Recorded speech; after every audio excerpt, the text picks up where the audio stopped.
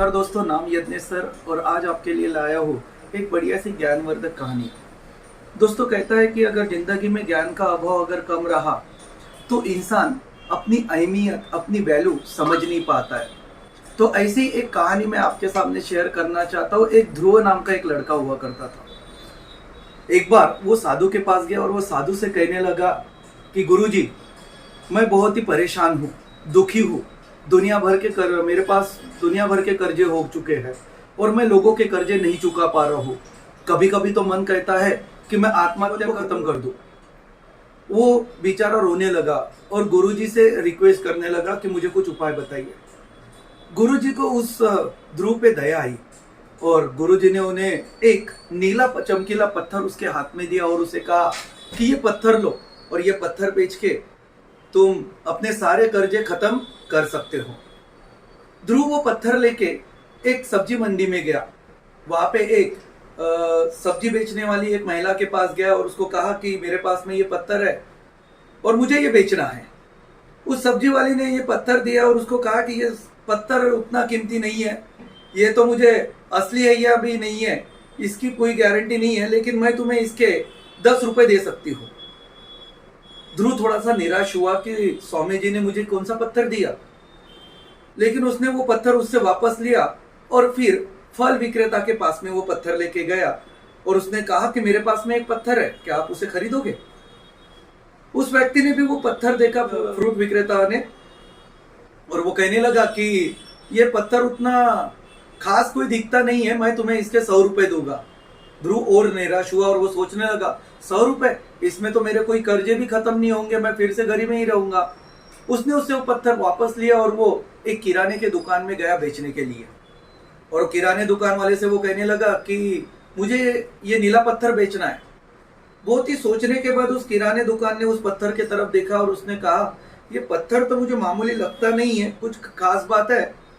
विचार करने के बाद उस किराने दुकान वाले ने उससे कहा कि ये पत्थर मैं तुमसे 1000 रुपए में खरीदूंगा। वो और निराश हुआ, उसमें तो उसके कर्जे खत्म नहीं हो रहे थे। उसने वो पत्थर लिया कि सोचा कि नहीं यार, अगर एक 10 रुपए से 100 रुपए मिल सकते हैं, 100 के 1000 मिल सकते हैं, तो क्यों ना मैं किसी और 10-12 लोग किसी और अन्य दुकान पे जाके मैं इसके बारे में पूछूं या दूसरे दुकान में जाके बेचूं। वो पत्थर लेके अब वो एक बर्तन वाले के दुकान में गया। बर्तन वाले में बोला कि वाले ने वो पत्थर ध्यान से देखा और वो बर्तन वाला सोचने लगा कि तुमने जो पत्थर रहा है वो मामूली पत्थर नहीं है, इसकी जरूर कोई अहमियत है। अब ये सुन के ध्रुव के मन में थोड़ी सी खुशी हुई। उसने कहा कि ये पत्थर काबिले तारीफ है, मैं ये पत्थर तुमको 10,000 में खरीदूंगा। अब इतना सुन के ध्रुव की आंखें चमक उठी।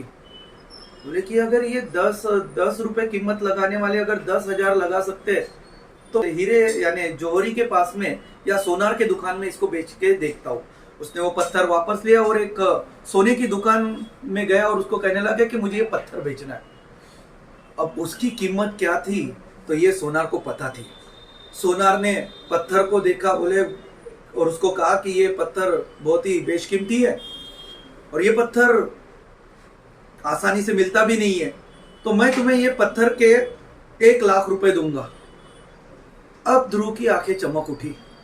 ध्रुव के मन में विचार आया कि 1 लाख रुपए, इसमें तो मेरे सारे कर्जे उतर जा सकते हैं, लेकिन अगर मैं कर्जे खत्म करूंगा तो फिर आगे की जिंदगी कैसे अच्छे तरीके से जी पाऊंगा।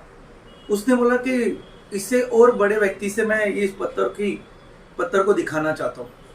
वो पत्थर लेके वो एक हीरे बेचने वाले व्यक्ति के व्यापारी के पास में गया और उस व्यापारी को वो पत्थर दिखाया।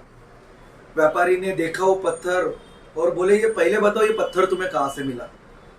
इतना बेशकीमती पत्थर बहुत ही कम देखने को मिलता है और ये पत्थर की कीमत मैं खुद नहीं बता पाता हूँ कि ये कितना कीमती रत्न है। तुम बताओ ध्रुव की इसकी कीमत तुम क्या लोगे? अब ध्रुव को तो उसका सही अंदाजा नहीं था। ध्रुव ने कहा कि आप बताइए, आप मुझे इसके कितने दोगे? और उस हीरे के व्यापारी ने उसको कहा कि इस हीरे की कीमत मैं तुम्हें 10 लाख रुपए दूंगा। 10 लाख सुनते ही ध्रुव खुशी से नाचने लगा, प्रसन्नता मिलने लगी, जैसे कि उसे एक खजाना मिल गया। लेकिन ध्रुव ने थोड़ा सा अपने आप को कंट्रोल किया और शांत होकर उसने कहा कि मैं इसे 10 लाख में नहीं बेचूंगा, मुझे 20 लाख में ये पत्थर की कीमत लगाना है। क्या आप मुझे इस पत्थर के 20 लाख रुपए दोगे? और वो तो एक व्यापारी था, और भावबाजी ना करे तो फिर वो वैसा व्यापारी ही क्या। उस व्यापारी ने उसके साथ वार्तालाप किया, चर्चा किया, और फिर फाइनली उन्होंने उस पत्थर की कीमत 15 लाख आकी।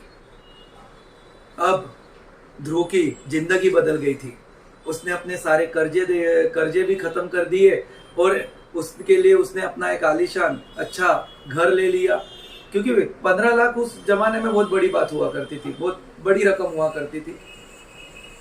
हमारे जीवन में भी दोस्तों ऐसा ही होता है। हम अपने जीवन की कीमत सही नहीं आंक पाते हैं, क्योंकि हमें ज्ञान के बारे में हम बहुत ही अवॉइड करते रहते हैं। जहाँ भी हमें सीखने का मौका मिलता है, वहां पे हम अवॉइड करते हैं इस बातों को। हम आगे वाले को कम लेते हैं और उसकी बातों को नजरअंदाज करते हैं। लेकिन जब कोई आपको ज्ञान की बातें बताता है दोस्तों, तो वो उसका अनुभव बोलता है, उसका नॉलेज बोलता है। और जिंदगी में सबसे कीमती रत्न अगर कोई है तो वो ज्ञान का रत्न है।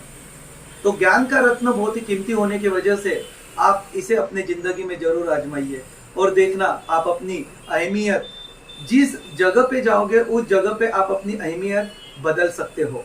अगर आप सब्जी बेचने की दुकान में जाओ तो वहां पे आपकी अहमियत नहीं होती है, लेकिन वही सब्जियां अगर आप मॉल में बेचते हो तो उसकी अहमियत बहुत ज्यादा हो जाती है। तो दोस्तों यही कहना चाहता हूँ कि अपनी अहमियत समझो, और ज्ञान लेने में और सीखने में कभी भी कंजूसी नहीं करना। और अगर दोस्तों आपको ये मेरी कहानी पसंद आ गई होगी तो इसे लाइक और सब्सक्राइब जरूर कीजिएगा। और अगर ये कहानी आपके लिए सच में अच्छी लगी है तो अपने दोस्तों को भी शेयर करना। शुक्रिया, मिलते हैं नेक्स्ट कहानी के लिए।